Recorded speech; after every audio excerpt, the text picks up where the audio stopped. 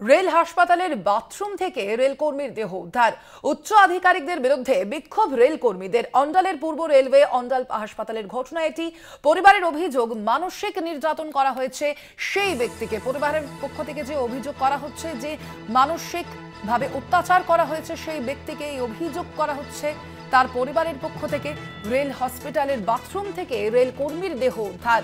উচ্চ আধিকারিকদের বিরুদ্ধে বিক্ষোভ দেখান রেলকর্মীরা। অন্ডালের পূর্ব রেলওয়ে অন্ডাল হাসপাতালের ঘটনা এটি। সেখানেই পরিবারের যে অভিযোগ, পরিবারের তরফ থেকে যে অভিযোগ করা হচ্ছে মানসিক নির্যাতন করা হতো সেই ব্যক্তিকে, এমনটাই অভিযোগ মৃতের পরিবারের পক্ষ থেকে।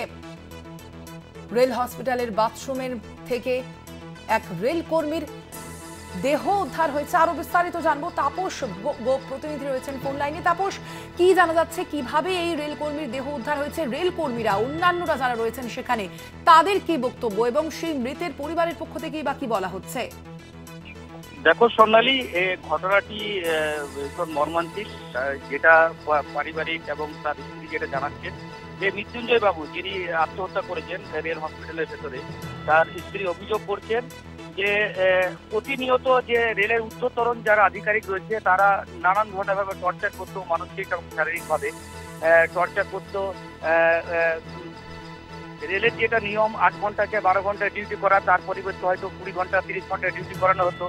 তার থেকে বড় জিনিস, এই মৃত্যুঞ্জয় বাবু যেখানে কর্মরত ছিলেন সেখান থেকে প্রায় 20 কিলোমিটার দূরে ওকে ট্রান্সফার করে দেওয়া হয়, যাতে ওদের যাতায়াতের প্রচন্ড অসুবিধা হয়।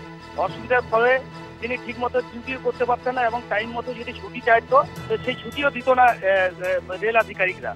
এই নিয়ে ডিপ্রেশনের ভোগ করছিল, যার কারণেই কালকে সুইসাইড করে এই মৃত্যুঞ্জয় বাবু। আজ সকাল থেকে রেলের যে অন্য কর্মীরা রয়েছে তারা এসে রেল হসপিটালের সামনে বিক্ষোভ দেখাতে থাকে। তাদের অভিযোগ যে এটা ডিপ্রেশন শুধু নয়, একে শারীরিক মানসিক টর্চার করে একে মেরে ফেলা হয়েছে বলে এই ধরনের একটা অভিযোগ করছে রেলের যে অন্য কর্মীরা রয়েছে। স্বর্ণালী, এ বিষয়ে রেল কর্তৃপক্ষের তরফ থেকে কি বলা হচ্ছে তাপস? না, এই বিষয়ে এখনো স্বর্ণালী রেল কর্তৃপক্ষের কোনো বক্তব্য পাওয়া যায়নি। তবে রেল কর্মীরা যেটা অভিযোগ করছেন, বারবার ওদেরকে মানসিকভাবে টর্চার করা হয়। যেটা ডিউটি 20 ঘন্টা 15 ঘন্টা, সেখানে 30 ঘন্টা 40 ঘন্টা ডিউটি করানো হয়, যার কারণে মানসিক অবস্থাতে ভুগছে আদার্স যে রেল কর্মী রয়েছে তারাও। স্বর্ণালী, ধন্যবাদ তোমায়। আমরা কথা বলছিলাম, ফোন লাইনে ছিলেন প্রতিনিধি তাপস গো।